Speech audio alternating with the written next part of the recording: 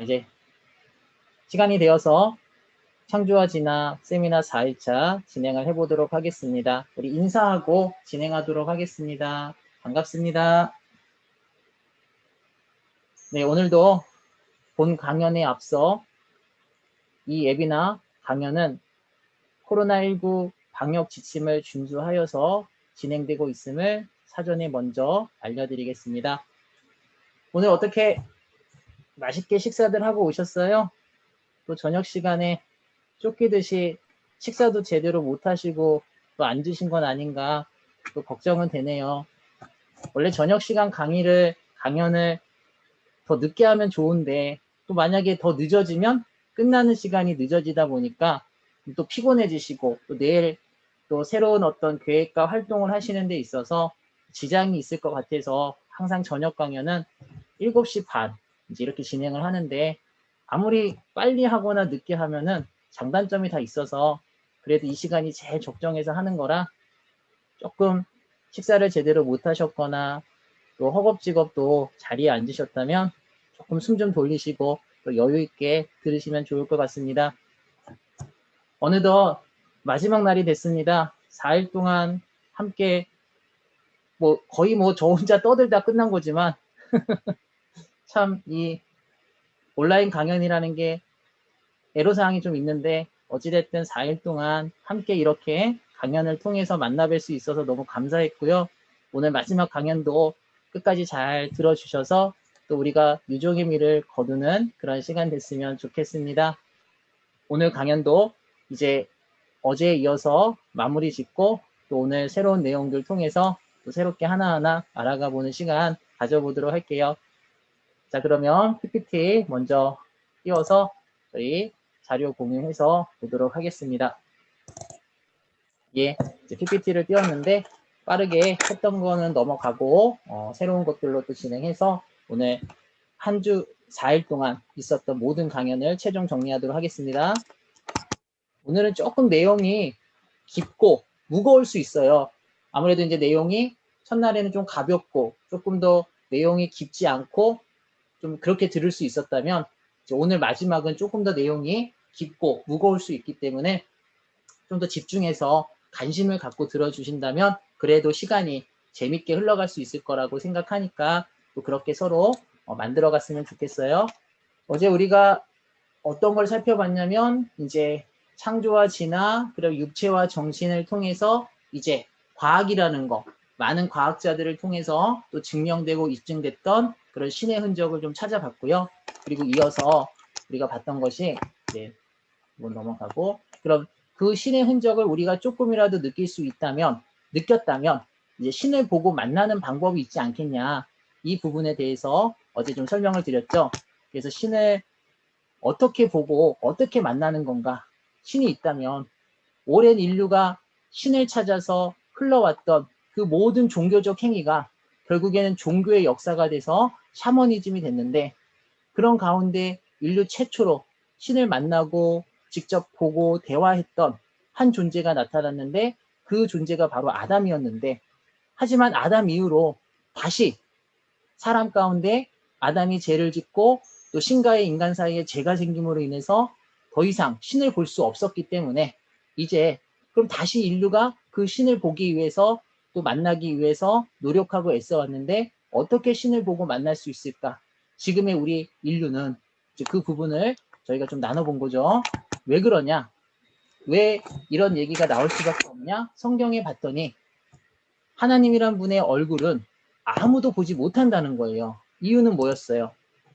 그 얼굴을 보지 못하리니 나를 보고는 뭐할 자가 없기 때문에 살 자가 없기 때문에. 그러니까 신의 얼굴, 하나님의 얼굴을 보고는 뭐가 있다라는 거 보면은 죽음이 있다는 거예요. 그러니까 내가 보고 싶다고 볼 수 있는 그런 존재가 아니었던 거죠. 그러니 오랜 세월 인류가 하나님이라는 분 신을 만나기 위해서 노력했지만 그 신을 만날 수 없었던 이유가 바로 보면은 뭐하니까 죽으니까. 혹시 한번 생각해 보세요. 하나님이라는 신도 얼마나 답답하겠어요. 사람들이 믿으라 해도 안 믿지, 신이 없다고 부정하지, 본인도 내가 신이라면, 여러분들이 만약에 신이라면 얼마나 답답하겠어요. 나는 분명히 있는데, 나는 존재하는데 안 보이다 보니까 사람들은 없다 그래. 나의 존재를 부정해. 그러면 그 사람 입장에서는, 그 존재 입장에서는 답답해 미치는 거예요. 그러니까 오히려 어떻게 보면 사람이 신이 안 보여서 답답한 것보다 신이, 하나님이 사람한테 자신을 드러내지 못하는 게 더 답답한 거야. 하나님도 이런 생각 못 해봤겠냐 이거예요. 이 지구촌 한 상공에 딱 중앙에 어느 날 진짜로 하나님이 딱 나타나는 거예요. 형체가 보여서. 그러면은 이 세상에, 이 지구촌에 신을 인정하지 않을 사람이 어디 있으며 사람을 안 볼 사람, 사람이 그 신을 안 믿을 사람이 어디 있냐 이거죠. 아마 다 믿을걸요. 근데 그런 쉬운 방법이 있음에도 하나님이라는 신이 사람들 앞에 딱 형체를 드러내지 못하는 이유는 바로 이 성경 구절 때문에. 사람이 신을 보면 육안을 통해서, 이 육적인 눈을 통해서 신을 보게 되면 어떻게 되니까? 바로 죽으니까. 이게 제약이 걸려있는 거예요. 신과 인간 사이에. 그러니 얼마나 우리 사람뿐만 아니라 하나님도 얼마나 답답하겠냐 이거죠. 또 보지만 못해? 어제 살펴보니 뭐라 그래요? 음성만 들어도, 그 음성만 들어도 뭐 한대요? 죽을까 한다 그러잖아. 죽을까. 그러니 음성을 듣는 것도 얼굴을 보는 것도 쉽지 않고 그게 죽음이 이르기 때문에 어렵다라는 거죠. 그러니 내가 신을 만나고 싶다고 만나지고 그 음성을 듣고 싶다고 들어지는 것 같으면 이 세상에 신을 못 만날 사람도 없고 신의 음성을 못 들을 사람도 없고 그 만난 신한테 복을 못 받을 사람도 아무도 없는 거죠. 다 복 받을 수 있는 거예요. 그렇지만 방금 우리가 살펴봤듯이 하나님이란 신은 사람이 보고 싶다고 볼 수 있는 존재가 아니요 듣고 싶다고 들을 수 있는 존재가 아니기 때문에 신을 만나서 복 받는 것이 어렵더라 이거죠. 쉽지 않았던 거예요. 이해가 좀 되시죠? 그러니 그런 신을, 그런 하나님을 어떻게 만나야 되고 어떻게 볼 수 있을까? 그래서 우리가 살펴봤는데 첫 번째, 사람의 눈은 두 가지가 있었죠. 오른쪽 왼쪽 그 눈 말고 무슨 눈 무슨 눈? 첫 번째 육안, 그죠? 두 번째는 내안. 그래서 육안은 말 그대로 육체의 눈으로 표면적인 현상만을 보는 것을 육안이라 한다면 내안은 뇌의 기억이 되게 만들어지는 거예요. 그래서 무엇을 통해서? 지식을 통해서 이해하고 깨닫는 것을 뭐라 그런다? 뇌안이라 그런다.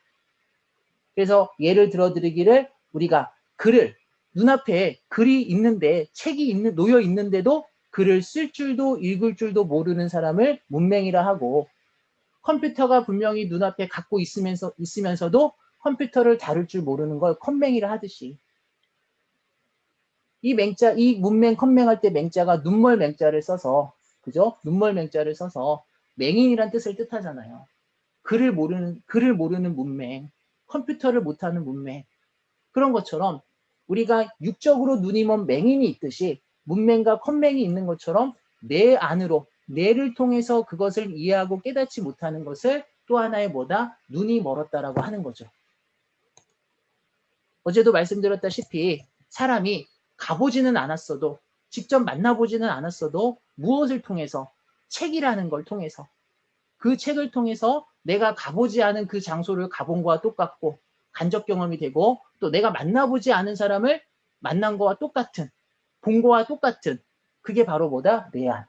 그래서 내안은 지식, 어떠한 글, 지식을 통해 이해하고 깨닫는 것이 내안이어서 신은 바로 그 내안으로 보는 거다. 이렇게 설명을 드렸죠. 자, 그리고 또 신을 만나는 방법도 같은 거였죠. 이치가 들어보니 특별한 게 아니었어요. 자, 성경에 보니 하나님을 만날 만한 때가 있더라 이거죠. 사람마다. 다 아무 때나 내가 보고 싶다고 보는 그런 게 아니라 각 사람에게는 그 신을 만날 만한 다 때가 있는 거예요. 공부할 때가 있고 결혼할 때가 있는 것처럼 그 때를 놓치면 공부하고 싶어도 쉽지가 않고 결혼하려고 해도 더 어려워지는 것처럼 신도 우리가 만날 만한 때가 있다는 거예요. 그 각 개인에게 신을 만날 만한 때가 있는데 그 때를 놓치면 내가 나중에는 만나고 싶어도 만나려고 노력을 해도 그게 쉽지 않더라 이거죠. 그죠? 그리고 신도, 하나님도 우리 문 밖에 서서 우리를 만나려고 계속 문을 두드리고 있대요. 그럼 그 문이 뭐냐 이거죠. 그 두드릴 때 소리가 날 텐데 그 소리를 들을 수 있어야겠죠. 근데 우리는 그 소리를 들어본 적도 없겠죠. 그럼 이 소리가 뭘까? 이런 부분도 한번 같이 생각을 해봤던 거죠. 그러니 분명히 성경에도 만날 만할 때 찾으라 하는 거 보니 만날 수는 있는 거예요. 다만 그 만나는 방법이 뭐였던 거예요? 육안이 아닌 뇌안을 통해서 신을 보고 만나는 방법이었던 거예요. 직접적으로 만나는 게 아니라. 그래서 우리가 살펴보니 자, 성경에도 신을 만나기 위한 방법 중에 조건을 걸어놨다라는 거죠. 조건. 그게 시편 14편 2절로 3절에 보니 하나님께서 하늘에서 사람들을 살펴보는데 하나님이 인생을 찾듯이 하나님을 찾는 사람을 찾고 계시는 거죠. 근데 무작정 찾는 거는 뭐가 되고 맹신이 되기 때문에 이렇게 찾는 사람 말고 무엇을 갖고? 지각을 갖고. 지각. 그래서 조건이 뭐였다? 지각이 있는 사람이 돼야 된다. 그 지각은 한자로 알지자, 깨달을 각자, 각성할 각자를 써서 알고 깨닫는 거. 누구에 대해서? 신에 대해서. 자, 신이 뭐라 그랬죠? 신이 우리가 부모라 그랬죠. 나의 무엇을 지어준? 정신을 지어준 부모예요. 맞죠? 그러면 부모는 누구를 찾게 돼 있는 거예요? 자식을 찾게 돼 있는 거예요. 그러면 우리가 하나님을 찾고 신을 찾는 건 뭐예요? 부모를 찾는 거야. 어떤 입장에서? 자녀의 입장에서. 자녀가 당연히 본능적으로 부모를 찾아야 되는 게 맞고 또 부모도 자기 자식을 찾는 것처럼 근데 찾으려고 하다 보니 뭘 알아야 찾지. 이름도 몰라, 성도 몰라, 사는 곳도 몰라, 생김새도 몰라. 그러니 뭐가 있어야 된다? 지각. 알아야 돼, 먼저. 내 부모가 어떤 부모인지, 어떤 존재인지 알아야 전단지라도 돌릴 것이며 알아야 실종신고라도 하고 알아야 찾을 거 아니냐 이거죠. 그래서 제대로 신을 찾기 위해서는 먼저 사람에게 뭐가 있어야 된다? 지각이 있어야 된다. 신을 좀 알아보라 이거예요. 부모에 대해서. 너가 알고 있는 그 부모가 그동안 이런 부모였는지 혹시 오해하고 있는 건 아닌지 오해했다면 진짜 너가 그동안 오해했던 이 부모는 어떤 부모인지 좀 알고 맹신하지 말고 알고서 그 부모를 좀 찾는 그런 사람이 되라고 성경에서 이제 얘기를 한 거예요. 이해 좀 되시죠? 그래서 신을 만나기 위한 조건은 뭐다? 먼저 좀 알아봐야 된다. 지각을 갖고. 그래서 성경에는 몇 부류의 사람이 있었다? 세 부류의 사람. 믿지 않는 사람, 그 다음에 신을 찾긴 찾지만 부모를 찾긴 찾지만 부모가 어떤 분인지 이름도 모르고 성도 모르고 그냥 무턱대고 가서 찾아다니는 사람. 어떻게 찾겠어요? 그죠? 근데 또 세 번째는 신을 찾는데 지각을 갖고 찾아가는 사람. 이런 사람을 하나님도 이런 자녀를 찾고 있고 이렇게 사람이 서로 찾고 또 신도 찾고 서로 만날 때 무엇을 받을 수 있는 거고 사람이 원하는 복도 받을 수 있는 거고 이거를 이제 성경에서는 얘기하고 있고 아셨죠? 뭐 어제 했던 거니까 2번 들으면 더 이해 잘 하실 거야. 그 다음에 넘어가고 그래서 말씀이 곧 누구다?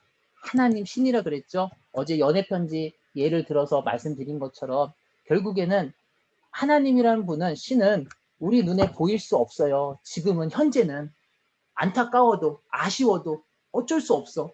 그게 지금의 현실이야. 현실을 부정하면 뭐가 돼요? 그건 자기 손해잖아요. 이게 현실이에요. 신이 안 보이는 건. 그래서 자신이 보이지 않기 때문에 자녀한테 자기의 존재를 알려야 돼. 왜? 나를 찾아오라고 부모가. 그래서 이 말씀 속에다가 신이 어떤 존재인지 하나님이 어떤 분인지를 다 기록을 해준 거예요. 다 하나하나 세세하게 이름부터 해서 나이부터 해서 사는 곳부터 해서 어떻게 생겼는지 이거 다 기록했다니까요. 성경에. 어떻게 보면은 이 말씀 성경은 신의 자소서예요. 자소서. 이렇게라도 자소서. 자소서가 뭐죠? 자기 속에서 부모가 자식한테 마치 자기를 소개하는 그런 자소서를 쓴 거랑 같더라 이거죠. 연애편지라고도 할 수 있지만. 그러니 이 안에 모든 걸 기록해냈다면 결국 이 말씀은 성경은 뭐라고 할 수 있다? 신이라고, 그 자체라고, 하나님 자체라고 볼 수 있겠죠. 그러니 말씀을 보는 것이 하나님을 보는 것이요, 신을 보는 것이요, 만나는 것이요, 말씀을 듣는 것이 신의 음성을 듣고 하나님의 음성을 듣는 것과 같은 이치더라. 이렇게 생각하시면 훨씬 이해하기 쉬울 것 같습니다.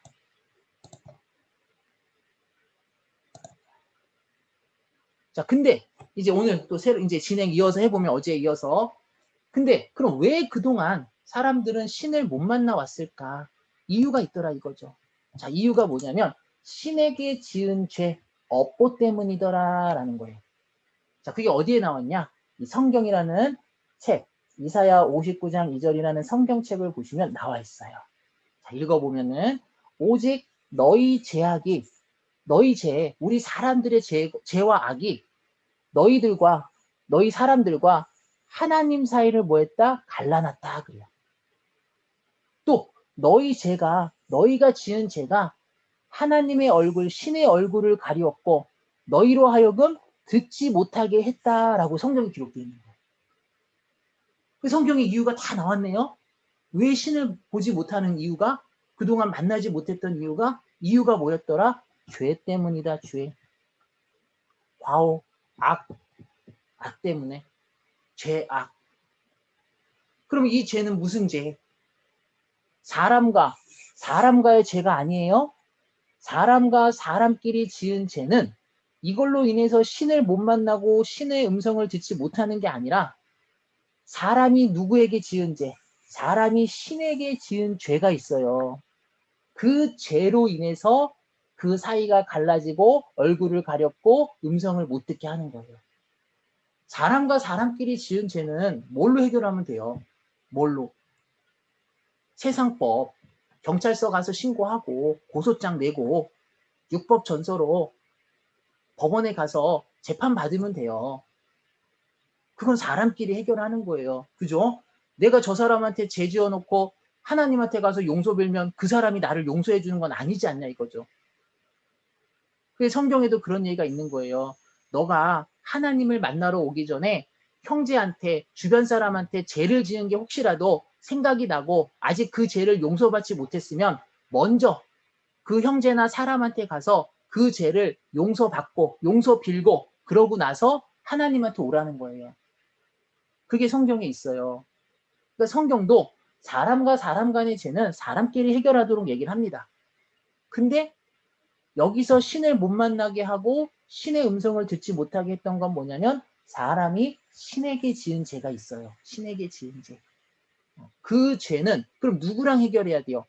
사람이 신한테 지어놓고 이건 또 거꾸로 사람이 사람한테 가서 고해성사하고 그냥 사람한테 용서 빌면 그게 해결이 돼요? 아니에요. 그건 또. 저도 이런 생각 하는 거예요.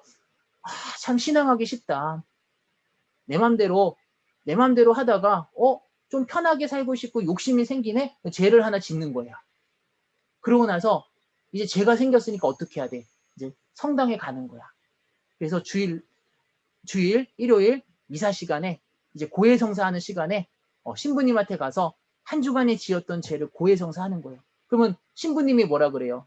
성부와 성자와 성령의 이름으로 당신의 죄가 사해졌습니다. 라고 얘기해 주잖아요. 너무 쉽죠? 죄 용서받기. 세상에 그렇게 죄를 용서받기 쉬운 거라면 너무 세상 진짜 편하죠. 저도 그 생각 한다니까요. 세상에 그런 게 그렇게 쉬우면. 근데 그런 게 아니겠죠. 사람이 신에게 지은 죄는 사람한테 고해성사한다고 용서되는 게 아니라 신에게 직접 해결을 받아야 돼요. 그래야 그 해결이 돼야 다시 신을 볼 수 있고 다시 신의 음성을 들을 수 있고 신을 만나서 복을 받을 수 있는 거라는 거.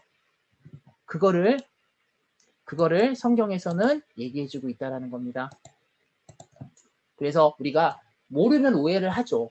하지만 알면은 이제는 이해하는 사람이 좀 돼야 되겠죠? 우리가 신에게 지은 죄의 결과, 그 업보의 결과, 불교적 용어로는 업보라 그러죠. 그 업보의 결과가 결국 뭐로 나타났다? 우리의 생로병사, 생사복화로 나타났다는 거예요. 사람은 누구나 생로병사가 뭐죠? 생로병사가 뭐죠? 사람은 누구나 이 세상에 태어나 늙고 병들어 죽는 것을 뭐라 그런다? 생로병사. 그죠? 사람은 이 세상에 엄마 뱃속에 태어나서 나이가 들어가면서 점점 피부엔 주름이 생기고 몸에 힘이 빠지고 병이 들면서 늙어가는 거예요. 늙기만 하나? 그 가운데 하나하나 없던 병이 생기면서 고혈압, 당뇨, 간경화, 암, 뭐 이런저런 병들이 막 생기면서 결국 우리 몸은 다 망가져 가는 거예요. 그러다가 결국에 또 어떻게 되는 거야? 죽는 거야. 병만 오는 것도 아니죠. 병이 오면서 또 뭐예요? 사기도 당하고, 그런 삶 속에서 사기도 당하고, 이혼도 하고, 자식과의 연도 끊어지고, 그런 가슴 아픈 일도 겪으면서 우리는 죽음을 간다라는 거죠. 어떻게 보면 인생의 한 삶이, 한 인간의 삶을 보면은 태어나서 죽음에 이르기까지의 삶을 한번 자세히 들여다보고 고민해 보면 그 삶이 좋은 것보다 태어나서 늙고 병들어 고생하다가 죽는 그 삶이 안 좋은 게 더 많어. 그죠? 이게 사람의 인생이어야 되나? 이런 삶을 살려고 사람은 이 세상에 태어나서 사는 걸까? 이런 고민도 된다라 이거죠. 근데 이 원인의 시작이 뭐냐면 죄라는 거였다라는 거죠. 무슨 말인지 되시죠? 그래서 이 부분에 대해서 이제 우리가 좀 더 얘기를 나눠볼 건데, 세상에는 수많은 종교와 신과 경서가 있다고 지난번에도 말했죠. 자, 불교란 종교는 신을 비로자남을 아비타불이라 부르면서 또 가지고 있는 경서가 뭐고? 불경, 팔만대장경이고, 유교는 상제님이라 부르며 사서 삼경 또는 오경을 보고, 이슬람교는 알라라 부르고 코란이라는 책을 보고, 기독교는 여호와 야훼라고 부르면서 성경이란 책을 보고, 또 그에 수많은 종교와 경전들이 이 세상에 존재합니다. 그죠?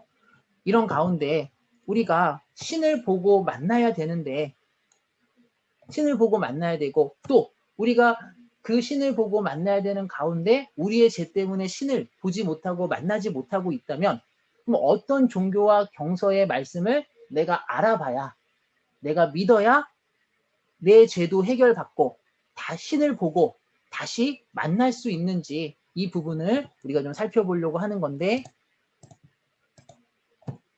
자, 보시면 세상에는 수많은 종교와 신과 경서가 있죠. 그 가운데 저는 우리나라에서, 특히 대한민국에서 그래도 가장 많이 사람들한테 인식이 돼 있는 종교 3가지를 가지고 얘기를 해보려고 하는 거예요. 다 얘기하기엔 시간이 부족하니까 먼저 유교라는 종교가 있습니다. 사실 유교는 종교라고 부르기는 굉장히 애매한 거예요. 그래서 유학이라고도 하는 사람들도 있어요. 어쨌든 이 유교는 어떤 신을 믿는 거예요? 똑같이 하나님, 창조의 신을 믿지만 그 하나님을 유교에서는 뭐라고 부르냐? 상제라고 부릅니다. 우리 옥황상제 이런 말 들어봤죠? 옥황상제. 대표적으로 이 상제라는 표현을 쓰는 종교가 현재 우리나라에서는 어디가 있죠? 대순진리에. 그죠? 이곳에서는 상제라는 표현을 씁니다. 그래서 이 유교는, 우리나라는 유독 유교 사상을 많이 지배받았던 나라인데, 이 유교의 어떻게 보면 시작점이 됐던 인물이 누구냐면 공자예요. 공자. 많이 들어보셨죠? 공자. 자, 공자는 중국의 전 세계적으로 4대 성인 중에 한 명이라고도 불리고, 또 중국에서는 굉장히 많은 사람들한테 정말 영향을 미쳤던 그런 인물이기도 하죠. 자, 그런 공자가 워낙 똑똑하기도 했었고, 또 그 사람의 어떤 배경과 집안은 말할 것도 없고, 이 공자가 어느 날 이제 어떤 고민에 빠지게 되냐면 죽음에 대해서 고민에 빠지게 돼요. 죽음에 대해서. 그러니까 공자가 여러 가지 책을 쓰고 여러 가지 정명사상, 여러 가지 그 삼강오륜에 대한 법도 여러 가지 그런 내용을 가르치고 또 얘기를 했지만, 그 가운데 잘 알려지지 않은 내용 중에 하나가 뭐냐면 공자가 어느 날 이제 죽음에 대해서 엄청난 고민을 합니다. 사람은 왜 죽지? 왜 죽어야만 하지? 어떻게 하면 안 죽을 수 있지? 이런 고민들에 빠져요. 그래서 왜? 공자가 보니까 이 세상에 태어나서 안 죽는 사람이 없거든. 또 본인도 언젠가는 죽음을 맞이해야 되는 순간이 오는 거야. 그러다 보니 공자 스스로 죽음에 대해서 좀 벗어나고 싶은 그런 시간들이 필요했던 거예요. 그래서 이 공자가 왜 사람이 죽는지 해결을 하려면 원인을 알아야겠다라는 생각을 갖고 자신이 믿었던 누구? 이 상제, 결국엔 하나님이죠. 이 상제를 찾아서 물어봅니다. 찾습니다. 찾고 또 찾고 해서 결국에는 이 상제로부터 답을 하나 얻어요. 답을 얻어요. 근데 그 답을 얻고 보니 사람이 죽게 되는 원인이 뭐냐면 죄 때문이라는 걸 알게 돼요. 이 죄는 누가 누구에게? 사람 간의 죄가 아니라 사람이 누구에게? 신에게 지은 죄. 요거죠. 요거 때문이라는 그 원인을 이제 듣게 됩니다. 알게 돼요. 그래서 공자가 해결책을 달라 그래요. 물어봐요. 그럼 어떻게 하면은 신에게 지은 죄를 해결받을 수 있냐? 그걸 물어보고 그에 대한 답을 공자가 받았는데 다 얻지는 못했어요. 한 절반 정도 얻고 말아요. 그거밖에 못 얻어요. 왜냐면 이게 다 얻은 거나 마찬가지야. 나머지 50%는 인간이 해결할 수 없거든. 언젠가 때가 돼서 하나님이라는 신이 직접 이 세상에 와서 해결해야 되는 거예요. 그러다 보니 하나님이라는 신이 오기 전까지 인간이 스스로 노력해서 해결할 수 있는 부분은 이 50%인 거죠. 그래서 이 나머지는 어쩔 수 없으니 그 나머지 답을 가지고 공자가 가르치고 기록하고 했던 게 바로 그 모든 이 유교의 사상의 중심이 됐던 이 유경, 사서삼경의 근간을 이루었던 게 바로 이 내용이에요. 그러니까 원래 유경, 사서삼경은 뭐를 가지고 시작이 됐냐면 사람의 죽음에 대한 부분이었어요. 죽음에 대한 부분. 이 죽음에 대한 부분을 고민하고 해결하고자 함으로 인해서 얻었던 답과 깨달음을 가지고 이제 제자들에게 가르치고 교육하고 세상에 알리기 시작하면서 그게 이제 유경, 사서삼경의 근간이 됐던 거죠. 그러니까 유경, 사서삼경도 결국 뭐 해결이다? 죽음의 해결에 대한 부분을 가지고 시작했다라고 이해하시면 돼요. 근데 유경, 사서삼경을만 가지고는 해결이 돼요? 안 돼요? 안 되는 거야, 완벽하게. 죽음을 벗어날 수 없는 거예요. 왜? 50%밖에 아니니까. 나머지 50%는 신이 직접 해결을 해줘야 되는 부분이 있으니까. 그래서 공자가 사람들한테 이걸 강조한 거예요. 무엇을? 제사. 그래서 여러분 원래 제사는요. 우리가 명절 때 조상들한테 차례 지나고 막 제사 지내잖아요. 기일 되면은. 근데 여러분 원래 이 제사의 의미는, 제사의 문화는, 이 의미는 조상한테 제사를 지내라고 해서 만들어진 게 아니었어요. 누구냐? 신에게 제를 지내라는 의미로 제사가 만들어졌어요. 너희가 죽음에 대해서 고민만 하지 말고 이 고통스러운 삶의 죽음에서 벗어나기 위해서는 신에게 끊임없이 용서를 빌어야 된다. 그래서 누구에게 제를 지내라? 신에게 제사를 지내라는 의미에서 이 제사가 원래 시작이 됐던 거예요. 근데 이것이 세월이 흐르면서 인간의 어떤 삶 속에서 이게 녹아들면서 변질이 되면서 약간은 누구한테 조상을 신으로 보고 조상신한테 제사를 지내면 잘 된다라고 생각하면서 제사가 이제 바뀌어버린 거죠. 이해 좀 되시죠? 이게 이제 유교예요, 여러분. 유교. 자, 그리고 또 우리나라에서 대표적으로 많이 있는 종교 중에 하나가 뭐죠? 불교죠, 불교. 자, 불교는 자, 누구로 인해서 시작이 됐죠? 석가. 여러분 석가는 이거 또 잘못 눌렀네. 네. 여러분 석가는 신이 아니에요. 신이 석가는 어떤 존재예요? 인도 네팔의 왕족 출신이에요. 자, 이 석가가 왕궁에만 지내다 보니까 이 인도는 카스트 제도라 해서 계급 사회 어떤 사람을 어떤 계급의 어떤 사회로 분류를 한 그런 확실한 그런 계급 사회가 존재했던 나라죠. 그러다 보니 석가는 왕궁에만 지내다 보니까 모든 이 사람들이 다 자기와 똑같이 평등한 삶을 누리는 줄 알았던 거예요. 우물안 개구리 같은 생각이죠. 그래서 이 석가가 어느 날 그런 생각을 했는데 마침 평민들이 사는 이 시장에, 하층민들이 사는 시장에 석가가 나올 기회가 생겼어요. 그래서 석가가 이 시장에 딱 나왔는데 충격을 받은 거예요. 왜? 다 자기처럼 살 줄 알았는데 그래요, 안 그래요? 그렇게 안 살잖아요. 막상 와보니 가난에 찌든 사람, 죽어라는 사람, 병든 사람, 또 눈앞에서 한 노인이 죽어서 수레에 실려가는 모습, 이런 모습을 보면서 엄청난 충격을 받아버린 거예요, 석가가. 자기가 그동안 가르침을 받고 알기로는 모든 사람은 다 자기와 똑같은 삶을 누리는 줄 알았는데 그게 아닌 거예요.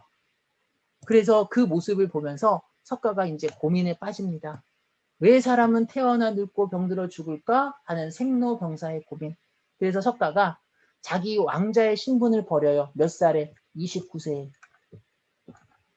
29살에 자기 왕자의 신분을 버리고 몇 년 동안, 8년 동안, 몇 년 동안? 8년 동안 고행의 길을 떠나요. 뭘 해결하고 싶어서? 생로병사라는 이 문제를 해결하고 싶어서. 그리고 8년 만에 본인이 이제 누구를 찾아 떠났겠어요? 이 고민을 해결하려면 신을 찾아 떠났겠죠.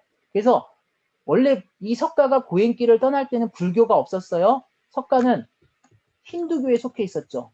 그리고 힌두교의 누구? 브라흐마라는 신을 믿고 있었죠. 그래서 이 브라흐마라는 신을 찾아서 만나서 그 답을 얻고자 8년의 고행을 떠나는 거예요.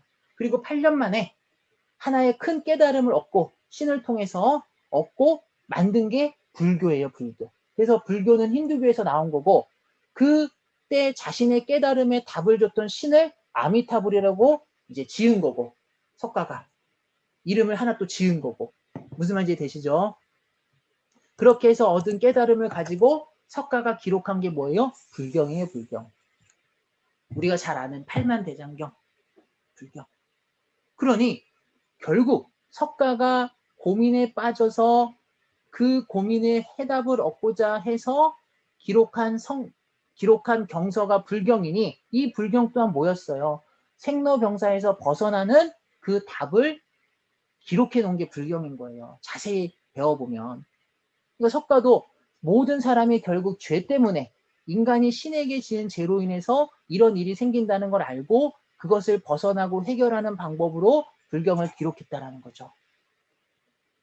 그리고 석가는 80세에 이제 세상을 떠납니다. 80세. 이해 좀 되시죠? 근데 석가도 얻은 답이 다는 아니죠. 왜? 신이 직접 와야 해결하는 부분이 있으니까. 그러니까 석가도 절반만 얻은 거야. 그래서 석가가 세상의 제자들에게 강조했던 게 뭐냐면 속세를 떠나라 이거예요. 속세를. 왜? 이 세상은 죄가 있는 세상이야. 그러니 사람이 아무리 죄를 안 지으려고 하더라도 죄 많은 이 속세에 함께 살아서는 그 죄를 피할 수 없다라는 거예요. 자신도 모르게 지을 수밖에 없는 거야. 그래서 속세를 떠나 그럼 갈 데가 어디밖에 없어? 산밖에 없잖아. 사람 없는 곳은. 이걸 얘기한 거예요. 그러니까 다 사찰이 어디에 있어요? 대부분 산에 있는 거예요. 이 도시로 사찰이 내려오기 시작한 건 얼마 안 돼요. 이게 얼마나 무책임한 말인지 몰라요. 이거는 어떻게 보면 가정이 있는 사람이 가정을 버리고 들어갈 수도 없잖아요. 그죠? 그러니 또 뭘 베풀어요? 자비.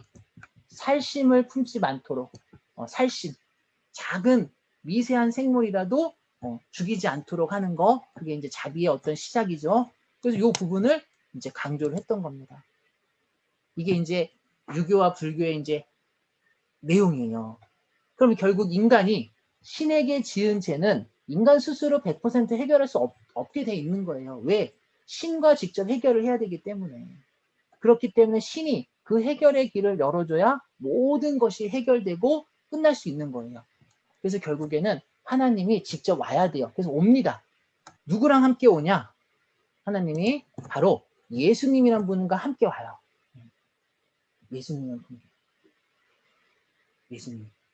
자, 공자랑 석가는 예수님 오시기 공자는 약 600년 전, 뭐 또는 500년 전이라고도 하고, 또 석가는 예수님 오시기 약 500년 전 먼저 왔어요. 예수님보다 먼저 온 이제 사람들이에요. 예수님보다 먼저 온 존재들이에요. 먼저 와서 뭐에 대해서, 죽음과 생로병사에 대해서 죄를 해결하기 위한 고민을 했던 인물들인 거예요.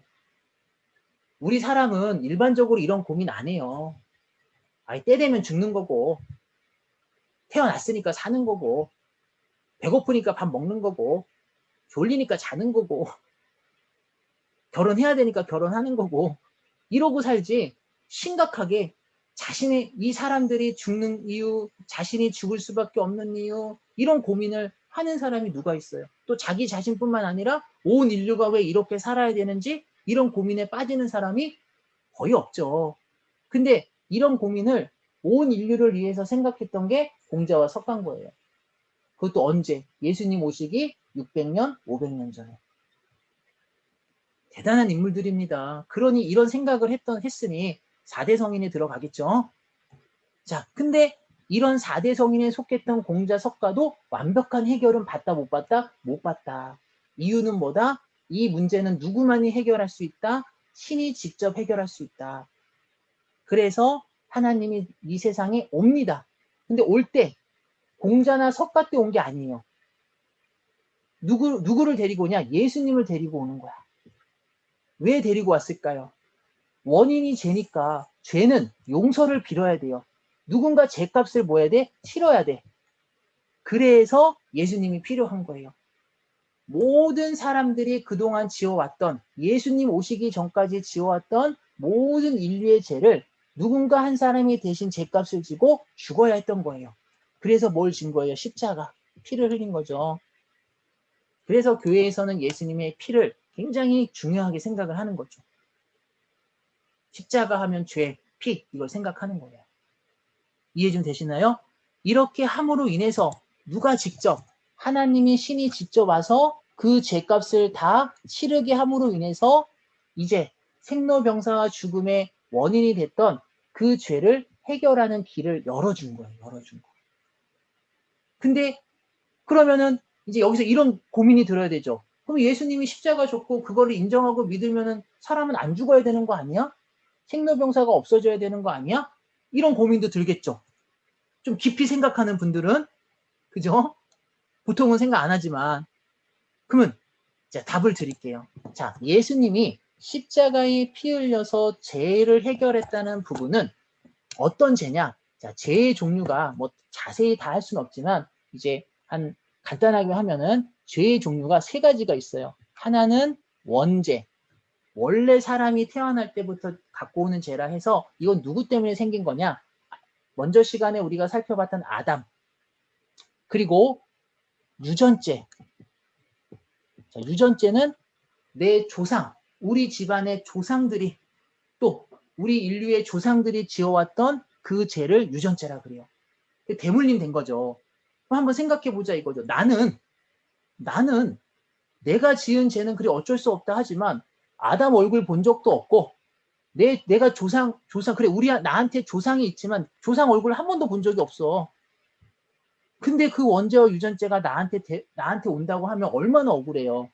그래서 요 죄를 누가? 예수님이 대신 해결한 거예요. 요거를, 원죄와 유전죄를. 근데 죄는 하나 더 있어, 종류가. 그게 뭐냐면 자범죄. 자범죄. 이건 무슨 죄예요? 내가 짓는, 범하는 죄예요. 내가 짓는 죄. 그럼 이건 내가 짓는 죄는 나는 살아있잖아요. 그죠? 죽고 난 후가 아니잖아요. 돌아가신 조상을 불러다가 죄값을 치르라 할 수 없으니 그거를 대신 해결은 해줬지만 자범죄는 내가 해결할 수 있는 거예요. 내가. 그래서 요 자범죄는 누가 해결한다? 내가 해결하고 해야 되기 때문에 그 죄를 해결하라고 준 게 유경, 불경과 같이 성경이 기록된 거예요. 성경. 그러면 내 죄를 완벽하게 해결해야 죽음을 벗어날 수 있고 생로병사를 벗어날 수 있는 거지. 내 죄를 해결하지 못하면 아무리 예수님의 그 십자가의 피, 그로 인해서 죄를 해결하는 일을 해주셨어도 그거는 두 가지 죄만 해주셨기 때문에 요거에서 벗어날 수가 없는 거죠. 없는 거. 공평하죠? 이거 공평한 거예요. 하나님 쪼잔하다 이러면 안 돼요. 참 이게 진짜 공평한 거죠. 왜? 내가 어쩔 수 없는 억울한 거는 당연히 누군가 해결해 주니까 고마운 거고, 하지만 내 거는 내가 해결해야죠. 근데 내 거마저 대신 해달라 그러면 그건 진짜 그게 이제 잘못된 거죠. 이해 좀 되시죠? 그래서 종교라는 걸 봤을 때 이런 걸 봤을 때 그럼 유교와 불교가 잘못된 거냐? 그렇지 않다라는 거예요. 유교와 불교도 필요했던 종교야. 언제까지는 이 예수님이 오시기 전까지는 필요했던 종교예요. 그러니까 마치 이렇게 생각하시면 돼요. 유교 불교는 우리 옛날에 삐삐 썼는데 기억나세요? 삐삐. 그죠? 막 일부러 막 삐삐 보여주려고 나이 드신 어르신들은 막 허리에다 막 차고 다니고 막 그랬는데, 옛날에는 휴대폰이 없을 때는 다 삐삐를 썼습니다. 또는 그 삐삐조차 살 여력이 안 되면 KT 전화국에서 114 사서함을 만들 수 있었어요. 그죠? 이걸 통해서 서로 연락을 주고받을 수 있는 그런 매개체가 됐던 거예요. 그럼 휴대폰이 없을 때는 다 삐삐를 써야 돼요. 맞죠? 근데 오늘날 이제는 지금 무슨 시대? 휴대폰 시대예요. 그러면 지금은 다 휴대폰으로 통화하고 연락을 하는데 나 혼자 삐삐가 좋다고 삐삐를 쓰면 돼요? 안 돼요? 안 되겠죠. 왜? 삐삐를 쓰는 사람이 없어, 첫 번째는. 그리고 두 번째는 삐삐 기지국이 존재하지 않아요. 그러니 아무리 나는 휴대폰보다 삐삐가 좋아해도 이제는 삐삐를 쓸 수 없는 것처럼, 다 휴대폰으로 자연스럽게 넘어가는 것처럼, 그럼 삐삐가 잘못돼서 넘어간 게 아니잖아요. 기계가 잘 못 만들어서 넘어간 게 아니잖아요. 모두가 이제는 휴대폰 시대가 됐기 때문에 삐삐를 안 쓰는 것 뿐이지. 그런 것처럼 유교, 불교가 마치 삐삐와 같다라는 거예요. 삐삐. 예수님이 오시기 전까지 약 500년, 600년 전 이 공자석가를 통해서, 예수님 오시기 전까지 공자석가를 통해서 종교가 필요했던 거예요. 뭘 해결하기 위한? 사람들이 죄를 짓지 않고 살아가기 위한 종교. 그러니까 예수님 오시기 전까지는 누구든 유교를 갖든 불교를 갖든 또 저 이스라엘 지방의 모세를 통해 생긴 유대교를 갖든 뭘 갖든 종교 하나가 있어야 되는 거예요. 그러니까 이게 잘못된 게 아니죠. 틀린 게 아니에요. 그러다가 이 종교를 통해서 나의 죄, 우리 조상들의 그런 모든 어떤 죄에서 해결을 하기 위해서 노력하다가 이제 완벽한 죄 해결이 이루어질 수 있는 예수님이 오시면 시대가 뭐한 거예요? 일로 자연스럽게 흘러가는 변화가 이루어지는 거예요. 그러니까 시대가 바뀐 것 뿐이야. 유교, 불교가 잘못된 게 아니라. 무슨 말인지 되시죠? 그래서 우리 석가가 직접 했던 말을 한번 들어보세요. 석가가 여러분 그 어느 절인지는 말할 수 없고, 왜 하도 이제 사람들이 막 거기서 가서 막 확인한다고 해가지고 막 그 절이 엄청 피해를 보기도 한대요. 그래서 어느 절인지는 말할 수 없지만 전남 구례시에 있는 한 절에 남하다경이라는 불교 경전이 있는데, 자, 그 경전에 뭐라고 써 있냐면 하시, 야솔에, 오도, 무유지, 등야라는 말이 기록되어 있습니다. 하시, 야솔에, 오도, 무유지, 등야. 이게 무슨 뜻일까요? 자, 해석을 해드릴게요. 하시, 언젠가 때가 되면 온다. 누가 온다? 야소가 온다 이거예요. 그럼 언젠가 야소가 오게 되면, 자, 야소가 온대요. 야소가 올래자 온다. 야소가 오게 되면 오도, 나의 도, 누구의 도? 석가. 자신의 말씀은, 석가의 법은 무유지, 기름이 없는, 없을 무자죠. 기름 유자에 기름이 없는 등불이다 라고 말을 하는 거예요. 기름 없는 등불. 그러면 야소가 오게 되는 때가 이르면 석가 자신의 돈은 스스로 말하기를 기름 없는 등불이다 라는 거예요. 자, 그럼 이게 여러분 지금은 다 형광등, 백열등 쓰죠. 근데 전기가 안 들어오던 시대는 뭐 썼어요? 호롱불 썼습니다. 호롱불. 이렇게 돼서 이렇게 해가지고 여기다 이렇게 심지를 해가지고 여기다 기름을 부어요. 기억나시나 모르겠네. 이렇게 기름을 부어서 이 심지가 기름에 탁 잠겨요. 적셔요. 그러면 여기에 불을 붙이면 이렇게 탁 들어오는 거예요. 이 기름이 이 심지로 이렇게 계속 빨려 들어가면서. 맞죠? 그러다가 기름이 뚝 떨어지면 불이 꺼지는 거야. 이 등을 말하는 거예요. 밤에 전기도 없고 해도 안 뜨니까 이 어두운 밤에 불을 밝혔던 이 등불같이 석가의 돈은 야소가 오기 전까지 등불이었던 거예요. 그러다가 야소가 오게 되면 기름이 없는 등이 되는 거예요. 그럼 뭐야? 꺼진다는 거예요. 자신의 돈은. 그러면 석가 자신의 돈은 언제까지만? 야소가 올 때까지만 힘을 발휘하는 도다라고 스스로 얘기를 했던 거예요. 그럼 이 야소가 누구예요? 야소가 바로 이거를 이제 중국 분들은 잘 아시더라고요. 바로 직역을 하면 야소가 누구냐면 예수를 뜻해요. 예수. 그러니 석가 자신도 무엇을 우리에게 알리고 얘기했다. 석가 자신도 우리에게 무엇을? 석가 자신도 누구를 예언한 거예요? 예수가 올 거를. 그러니까 석가도 예언자예요. 예언자. 자신의 역할, 사명이 언제까지 필요했던 것이고 그리고 그 사명이 끝나면 그것을 이어서 누가 갈지를 알렸던 하나의 예언자적 역할을 한 거예요. 석가도. 이해 좀 되시죠? 이거 석가가 직접 본인이 말하고 기록한 겁니다. 또 동양예언서에 보면 격암유록이라는 책이 있어요. 격암유록. 아시는지 모르겠는데 격암 남사고 선생님이 쓰셨던 그 책에 보면 예언서인데 진경, 하진경, 요마불침, 시경전, 상제예언, 성경성, 호리불차, 진진경.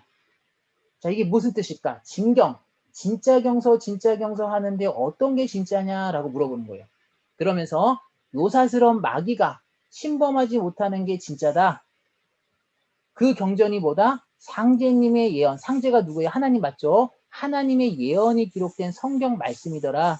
이 말씀은 한치의 이차 호리불차, 한치의 틀림이 없는 이치가 틀리지 않는 완벽한 말씀이라는 것을 뭐 한 거예요? 알려준 거예요. 그러니까 동양의 예언서도 석가 자신도 유교도 불교도 결국에는 무엇을 성경과 예수님이란 분을 뭐 하고 있다? 언급하면서 알리고 있더라 이거예요. 그러니 누가 오기 전까지 예수님이란 분이 오시기 전까지는 시간의 흐름이 500년, 600년의 시간이 필요하다 보니 그 전까지는 어떤 종교, 유교도 불교가 반드시 필요했었고 시대가 바뀌니 오늘날 어떻게? 이렇게 흘러가는 거예요. 이걸 뭐라 그래요? 종교적 사명이라 하는 거예요. 사명. 시대적 사명. 종교가 갖는. 각 종교마다 어느 시대를 담당해서 움직였던 시대적 사명. 그리고 오늘날 시대적 사명을 가장 많이 갖고 있는 건 뭐냐면 바로 예수님으로 만들어진 기독교인 거예요. 사실은.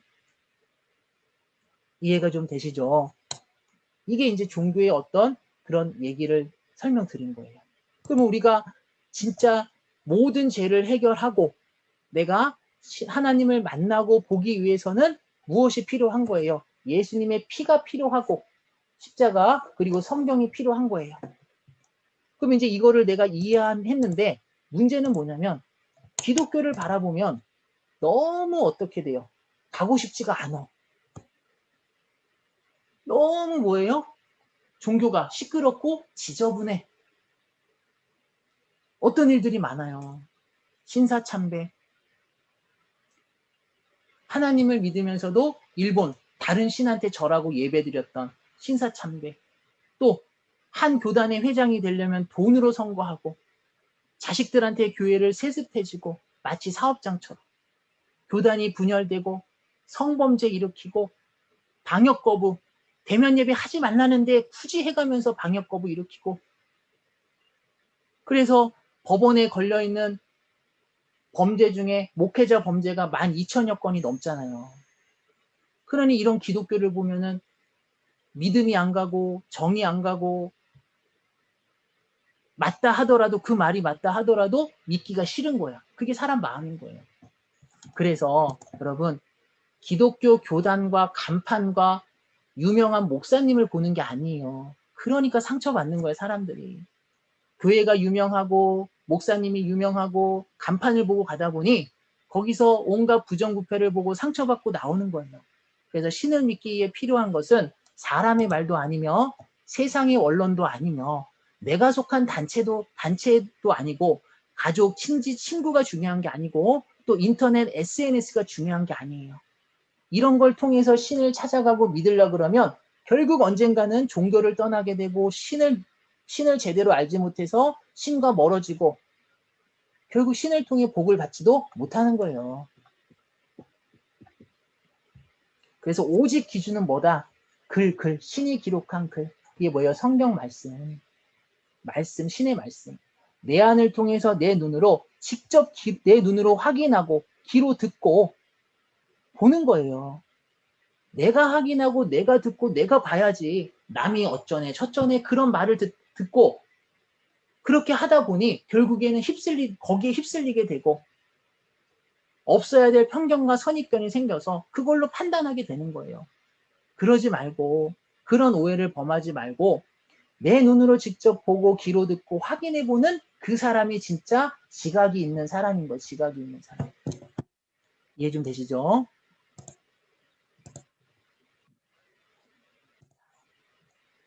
그래서 과학이 발전할수록 신은 어떻게 된다? 과학이 발전할수록 신을 더욱 증명해가는 증거가 된다. 그러니까 과학은 신을 증거하는 그런 입장이 점점 되어가고 있고 신을 보는 것은 육안이 아닌 뭘로 봐야 되고 내 안으로 봐야 되고 신을 만나는 방법은 신의 글인 뭘? 경서를 통해 만나는 거고 신을 만나지 못했던 이유는 신에게 지은 인간의 죄 때문이었고 수많은 종교가 결국 신을 통해서 생로병사를 해결하고자 했고 그 죄를 해결해서 그리고 시대마다 필요한 종교가 있었다. 마치 유교와 불교가 그런 사명을 갖고 있는 것처럼 그래서 틀린 종교는 없다. 그리고 그래서 기독교를 봤더니 오늘날의 기독교가 너무 부패하다. 그러니 이런 걸 우리가 봤을 때 사람의 말, SNS, 인터넷 이런 거 가지고 판단하지 말고 지각을 가지고 성경의 말씀을 기준 삼아 직접 내 눈으로 보고 귀로 듣고 확인해서 참된 종교와 신을 만나야 그게 진짜고 그게 복이 되는 길이다. 이렇게 좀 정리를 하면 좀 이해가 되시겠죠? 이렇게 해서 우리